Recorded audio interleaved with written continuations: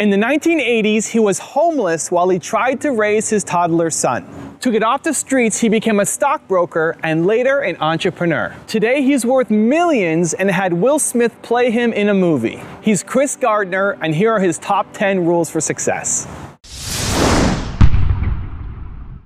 You got to have a plan. Everybody's got a dream. Everybody's got a goal. What's the plan? And your plan has got to have something I call the C5 complex. Your plan has got to be clear, concise, compelling, consistent, and committed. You got to have a plan. And when you're trying to do something that you're truly passionate about, there is no plan B.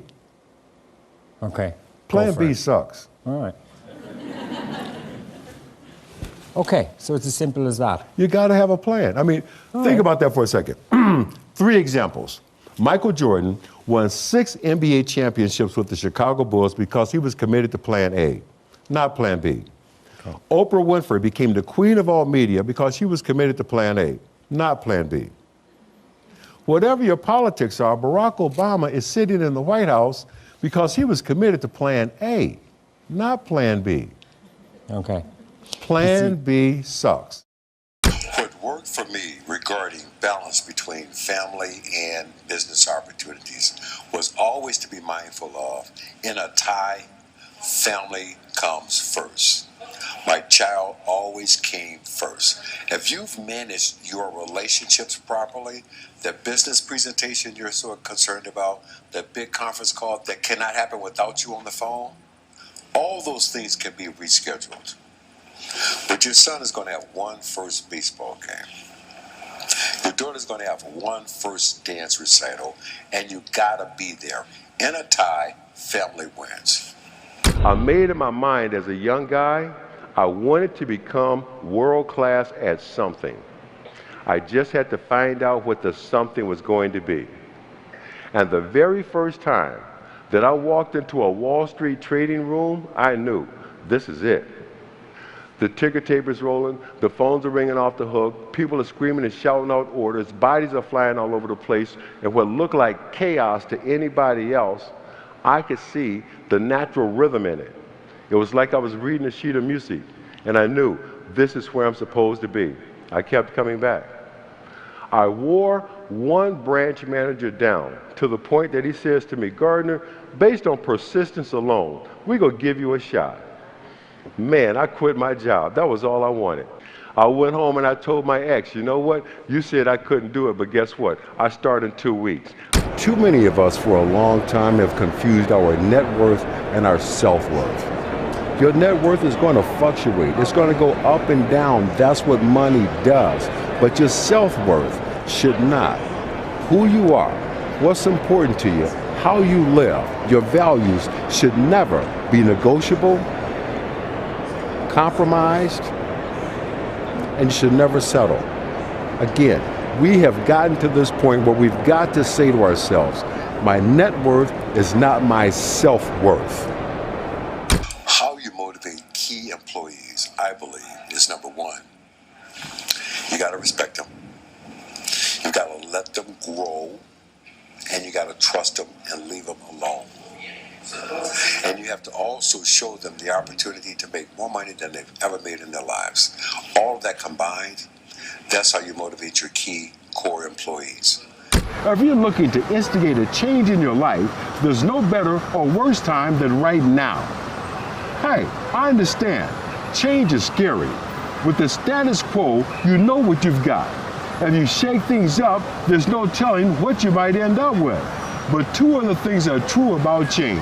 1, it's absolutely necessary for personal growth, and 2, it's gonna happen. Either you can pick the time to instigate the change you want, or the change and the time will pick you. So if you happen to be one of those people who's standing on the sidelines of your dreams, waiting for that perfect moment, if you want to make that change but you just don't know if you're ready, this life lesson is for you. It's time to stop digging your potatoes and jump. Baby steps count too, as long as you're going forward. And one day you add all those baby steps up and you might be surprised at where you can get to. But more importantly, I remember something my mom used to say to me every day. She would say, son, the cavalry ain't coming. You got to do this yourself. Ain't no backup. Okay? And when you put those two things together, man, it wasn't as hard to keep going forward as you might think. Well, now that we can see how short life really can be, what are you going to do with the rest of your life? That's a trigger. That's the biggest trigger that I have ever experienced. What are you going to do the rest of your life? And what I had to do is I had to start taking some of my own advice. I had been telling people, I had written about it for a very long time, that if you're doing something that you're not totally committed to, if you're doing something that you're not totally passionate about, you're compromising yourself every day. I was presentable, but I wore the same two suits. Yeah. I had two suits, man, that I had to wear every day for a year. One blue, one gray. The joke around the office started, oh, that's Chris Gardner, he's reenacting the Civil War. Some days he's with the North, some days he's with the South. I'll never forget a recent experience. Doing my business on Wall Street, getting on the train to come back to Midtown, 1 o'clock in the afternoon. Normally, there's a lull. This train should be empty. But on this day, the train was full. Full of people, all in business suits. A guy recognizes me, comes over and says, hey, are you Chris Gardner? We started talking.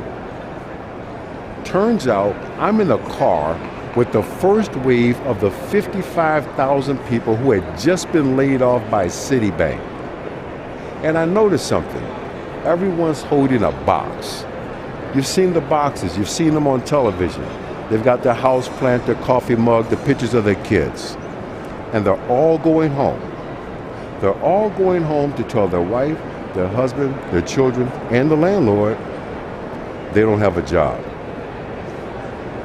I began to share with this young guy that, well, you know what? Yeah, you lost your job, but you haven't lost your skills, your talent, or your expertise. What we've got to do now is create opportunities where the skill, talent, and expertise can be transferable. Creating an opportunity and looking for a job are two different things. This could be prime time for pushing your button, rather, finding your button. What do I mean by that? Prime time to find that one thing that you love to do so much you would get up in the morning and do it free. Prime time to find that one thing that the sun cannot come up soon enough in the morning because you want to go do your thing. This could be that time in your life. Thank you so much for watching. I made this video because Arsh Solutions asked me to. So if there's a famous entrepreneur that you want me to profile next, leave it in the comments below and I'll see what I can do.